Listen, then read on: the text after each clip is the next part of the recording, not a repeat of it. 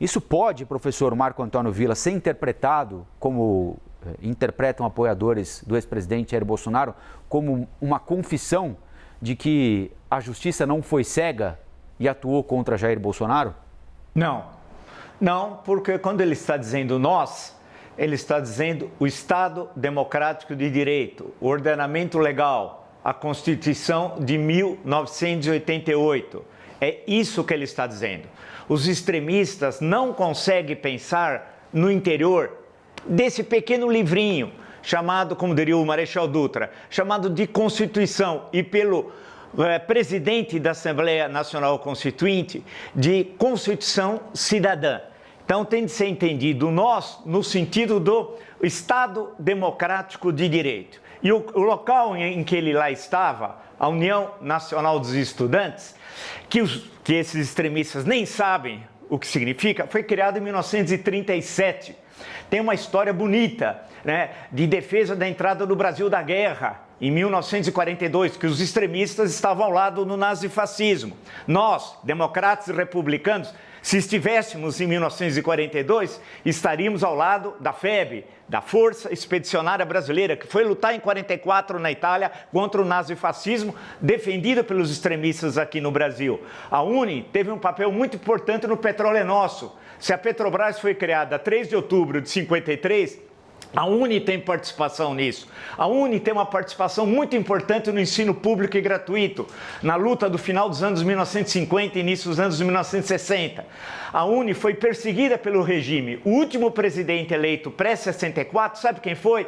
José Serra, num congresso em 1963 em Santo André. A UNE depois foi colocada na ilegalidade, seus líderes perseguidos, mortos e assassinados pela ditadura. Aquela mocinha que estava com Onestino Guimarães, da UNB, Brasília, foi preso ilegalmente, torturado, assassinado, seu corpo desaparecido pela ditadura militar. Em 1977, onde eu estudava e onde era do DCE, Diretório Central de Estudantes, livre, Marco Antônio Villa, na invasão no dia 22 de setembro, quinta-feira à noite, da PUC São Paulo, liderado por Erasmo Dias, que foi homenageado agora com o nome de uma estrada. O que nós queríamos à época? Simplesmente a recriação da UNE, da União Nacional de Estudantes, discutir livremente as questões estudantis que discutimos há mais de 40 anos. Eu fui processado pela Lei de Segurança Nacional, indiciado na Lei de Segurança Nacional, melhor dizendo, sobraram 7. Naquele dia nem preso eu fui, porque fiquei 3 dias sem dormir para organizar aquele encontro no dia 22 de setembro. Então eu posso falar com a minha experiência pessoal, que a União Nacional de Estudantes ela tem um papel histórico na luta pela democracia, o impeachment de Fernando Collor, aqui na Avenida Paulista, aquelas grandes manifestações. Então o que os extremistas fazem é sempre, eles têm uma ojeriza. Se você vê o Drácula, você colocava o crucifixo, para um extremista bolsonarista, você coloca a Constituição.